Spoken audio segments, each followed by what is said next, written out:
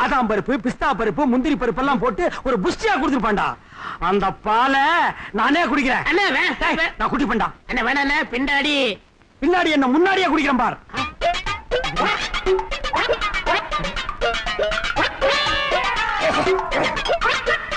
வேணா தாங்காதே. மொடாக்கல்லையே ஒரு முடக்கல குடிச்சு ஏப்ப விட்டவன்டா அண்ணா. சிங்கிள் கிளாஸ் மில்க் என்ன என்னடா பண்ண பார். ஐயோ உங்களை ஆட்ட வந்தா காப்பாத்தணும். இந்த பால் ஒத்துக்கிறாதுண்ணே. கறவை பால் கவுண்டருக்கு ஒத்துக்காதுன்னு சொன்ன முதல் ஆள் நீதான். பாத்துக்க.